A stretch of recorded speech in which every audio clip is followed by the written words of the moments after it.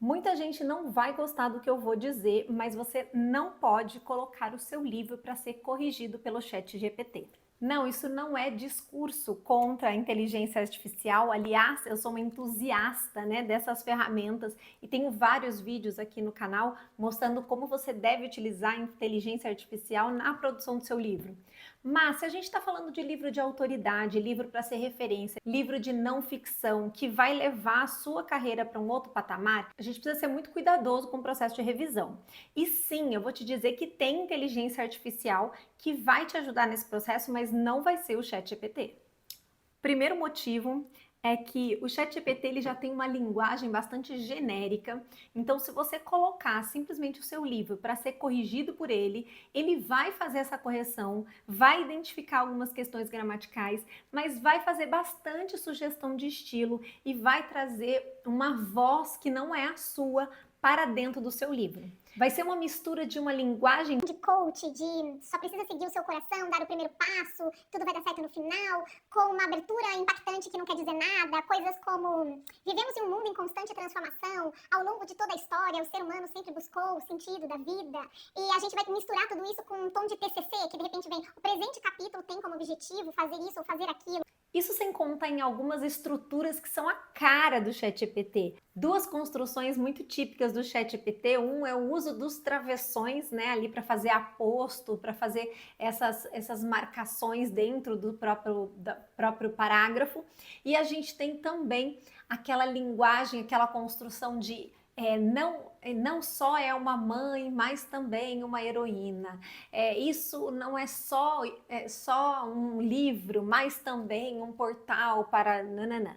Então, essas construções são muito típicas da linguagem do ChatGPT. Ela é uma inteligência artificial que ela foi criada de uma certa forma.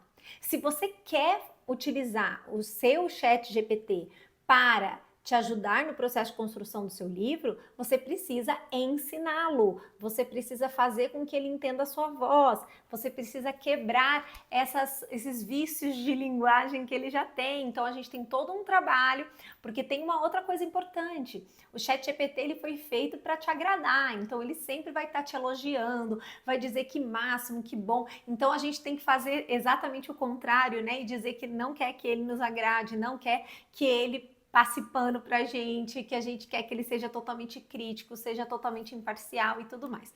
Mas mesmo assim eu não acredito que seja a melhor opção no processo de revisão, ok?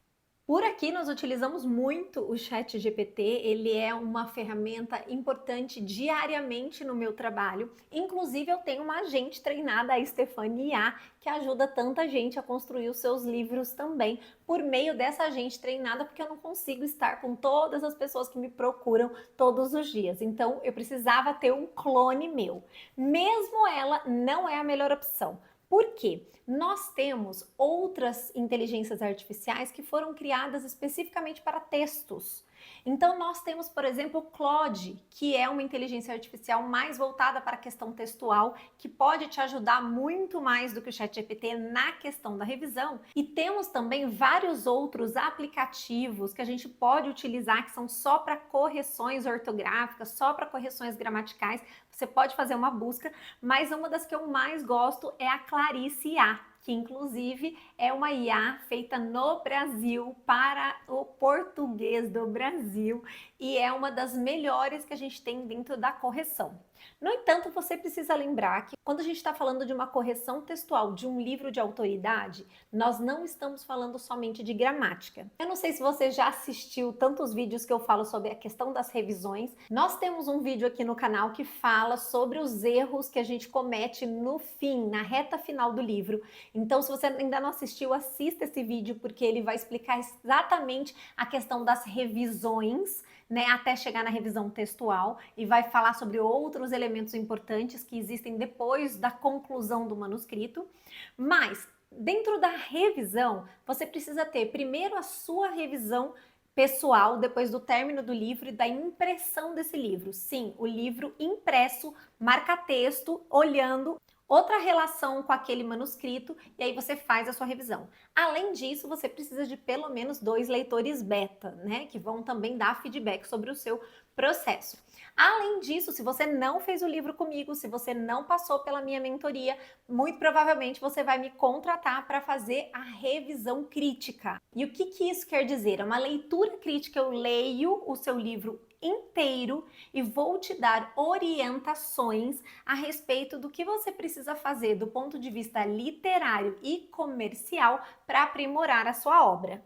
Então, isso é o que a gente chama de revisão crítica, é o que a gente chama de leitura crítica, que é ver o conteúdo como um todo, mas foco na questão literária ou da questão comercial. Entender se você conseguiu encadear todas as ideias, se existe um fio narrativo, se tem conclusão e tem introdução em todos os capítulos e tudo mais, se existe uma progressão de leitura.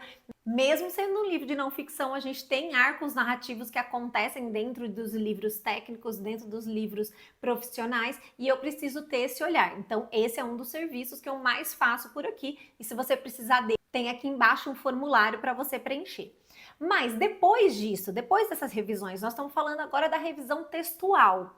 Quando a gente está falando da revisão textual, não é só a gramática, existe a questão do estilo, o tom. Às vezes um capítulo está muito professoral, mas o outro capítulo ele está muito técnico, muito erudito. E é diferente se você começa com um tom que você está conversando com a pessoa num café, você precisa terminar o livro no mesmo tom. Então existe a questão do tom, existe a questão do estilo, existe a questão da escolha de vocabulário, existe a adequação do vocabulário para as pessoas que vão ler o seu livro, o seu público-alvo, para quem está lendo. Se você é uma pediatra e está escrevendo para pediatras, tem um tipo de linguagem. Se você está escrevendo para mães, tem outro tipo de linguagem. Essas são questões importantes que a gente trabalha ao longo do processo de revisão textual. Mas espera lá, Stefania, então não dá para usar a inteligência artificial na revisão? Claro que dá. Para agilizar, para acelerar, otimizar o seu processo. E aí eu indico especialmente Claude e a Clarice IA. Tá, Stefania, como que você indica fazer essa revisão no Claude, na Clarice e tudo mais? Primeiro, eu indico que depois que o conteúdo em si foi todo fechado, você passe por pelo menos 2 inteligências artificiais. Eu sugiro 3 ou 4 para que você possa, ter ali identificação de diversas formas. Você tenha clareza sobre o que você deseja, porque um pode dizer uma coisa completamente contrária da outra e você vai ter que saber o que você vai decidir.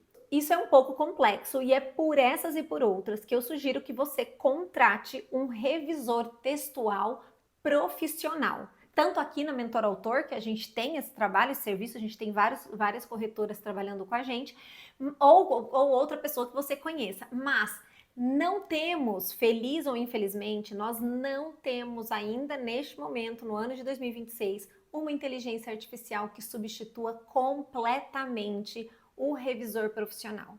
Então, se a gente está falando de um livro de autoridade, de um livro de referência, depois de todo o trabalho que você teve, depois de toda a bagagem que você colocou nesse livro, não vai ser na hora de fechar essa linguagem que você vai pisar na bola e vai deixar o seu livro ser impresso de qualquer forma. Se você quer um livro autoral, um livro forte, um livro profissional, faça do jeito certo. E me conte em que etapa você está na produção do seu livro.